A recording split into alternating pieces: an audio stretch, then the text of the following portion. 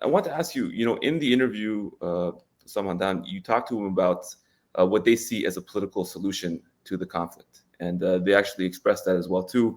Can you speak a bit about what they see as an end state for this conflict? And the reason I ask also is because the Israelis are being very forthright, uncharacteristically, I think, frank about what they see as end state. Today, Finance Minister Bezalel Smotrich said that they see the destruction of Gaza and the forcible immigration of the population out of the territory as the goal of the current Gideon's Chariot military operation, pretty much explicitly saying they have a genocidal and ethnic cleansing goal for how to end the conflict. What did Hamas say? What do they see as an end state? And how do they express a pathway of how to achieve that? It's a really important question that you're raising, Maz. And I mean, first, let's back up.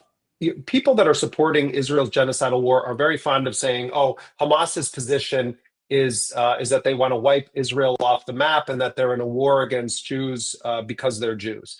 And there are documents and statements from the past of Hamas that they will, bring up and say, "Aha, this is proof." But since 2017, Hamas has an official charter that lays out that Hamas, first of all, Hamas's official position is that it is not at war against the Jewish people, that it has nothing but respect for the Jewish religion, that it recognizes it as a major world faith, and that the problem is with a Zionist, colonialist war of annihilation and occupation against the Palestinian people.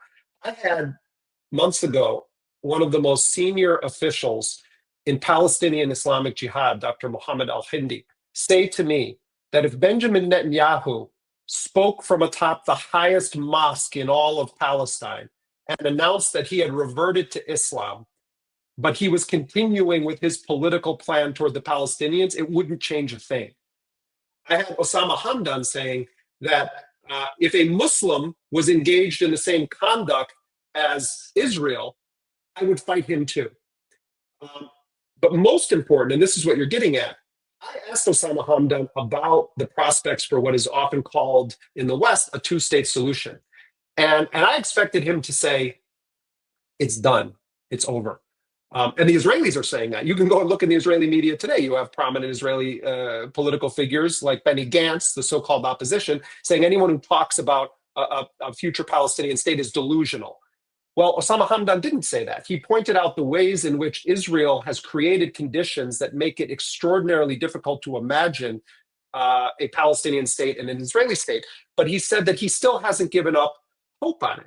And he said that Hamas's official position is that if there was an internationally brokered and guaranteed arrangement whereby the Palestinians could establish their state along the borders of pre-June 4th, 1967, before the 1967 war, with East Jerusalem as the capital of a Palestinian state, and with international guarantees that the Palestinian state would be given all rights as other states on earth, that Hamas will not stand in the way of it.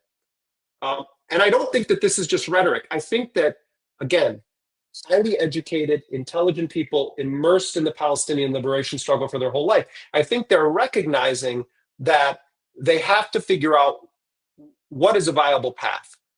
And their analysis says that it is Israel that has totally obliterated that. I had another Palestinian resistance leader say to me, okay, let's have a two-state solution. Show me the other states' borders.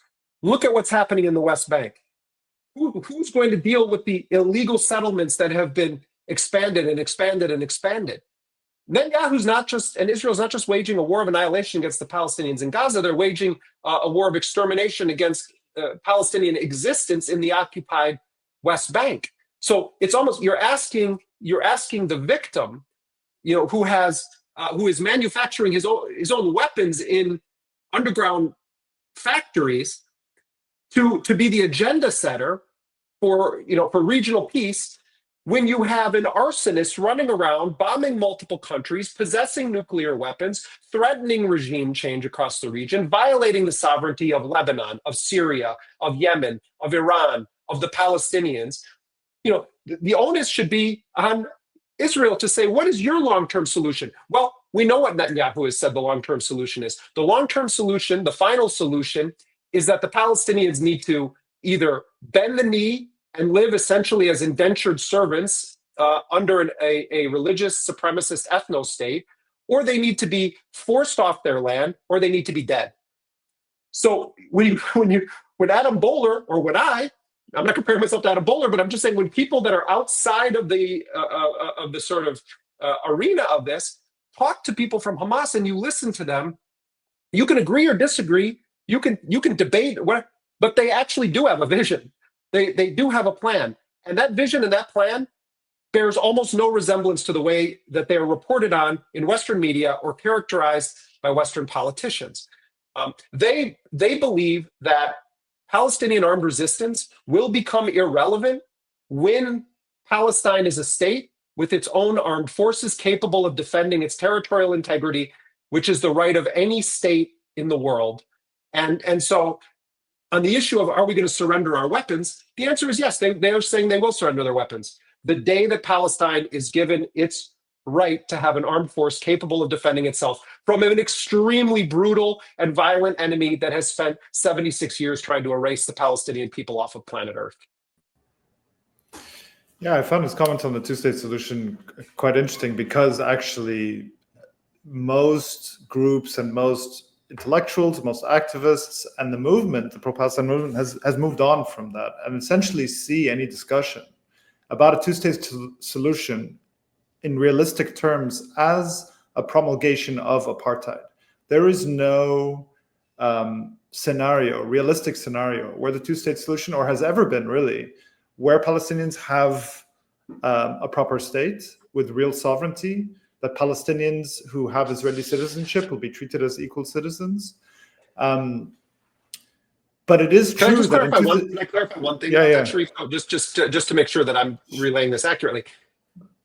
My sense is that that Hamas and most Palestinians believe in a one-state solution. They believe that there is an apartheid state that has created one set of rules for Jewish Israelis and another set of rules for the Arabs and Muslims that live on that territory. And the position, I think, is we're not telling Jewish people that they need to leave. We're not trying to create a religious supremacist ethnostate. We want democracy. We want democracy from the river to the sea. That's the position. But what I thought Hamdan was saying was we also recognize that there are other players in this that for their own reasons are obsessed with this notion of we have to sing kumbaya and have a two-state solution. So what Hamas's position is if that becomes the will of the Palestinian people, we will not stand in the way of it. I'm just, he's not out there rallying for let's go back to Oslo. No, of course, I know that. We're not obstructionists. But yes, and they did amend their charter in 2017 to accept willingly, as Fatah and other groups have, a really historic concession of giving up over 70% of historic Palestine willingly to accept this two-state solution as a way, as a possible path.